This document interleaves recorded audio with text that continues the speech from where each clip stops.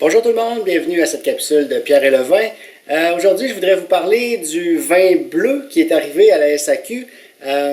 Il avait été annoncé à la fin du mois de mai. La SAQ en a commandé 12 000 bouteilles, donc ceux qui en voudront devront faire vite avant que ça disparaisse complètement. En fait, je ne le goûterai pas maintenant parce que je l'ai fait hier, mais je veux quand même vous en parler. Ce vin bleu-là vient d'Italie. Et le vin bleu a été comme créé, si on veut, en Espagne vers les années 2015, donc c'est assez récent. Et celui-ci, c'est un vin bleu de Muscat. Donc, c'est très, très, très parfumé. Hein. En fait, on sent très bien là, les liens avec le Moscato d'Asti. Il y a même une petite effervescence dedans. Par contre, il y a seulement 5% d'alcool. La raison est simple, c'est que ce vin-là, si on veut, contient plus de mou de raisin de muscat que de vin de muscat. Les deux sont mélangés ensemble pour donner ce produit-là avec bien sûr du sucre.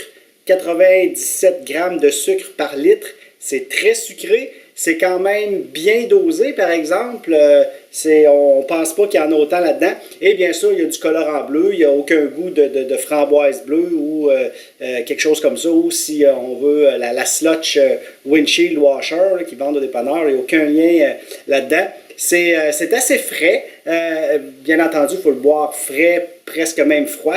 Ça rappelle plus le cooler au vin qu'un vin comme tel, par exemple. Sauf que les gens avec qui je l'ai essayé hier ont bien apprécié. Il n'y a personne qui a fait la grimace ou qui a dit que c'était pas bon. Il y en a même des peu initiés au vin qui ont préféré ça à un vin ordinaire.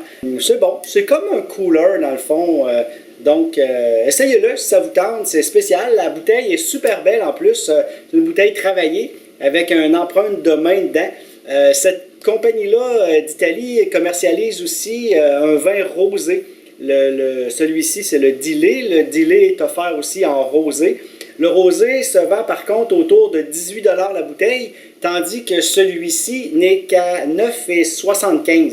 Donc, c'est vraiment pas cher pour l'essayer. C'est quand même digeste, là, mais on n'en prend pas une bouteille au complet à soi tout seul parce qu'on risque d'avoir des hauts de cœur. Et un petit dernier conseil en terminant, je ne vous le conseille pas lors d'un premier rendez-vous parce que pour votre apparence, vous risquez de terminer avec la langue un peu bleutée.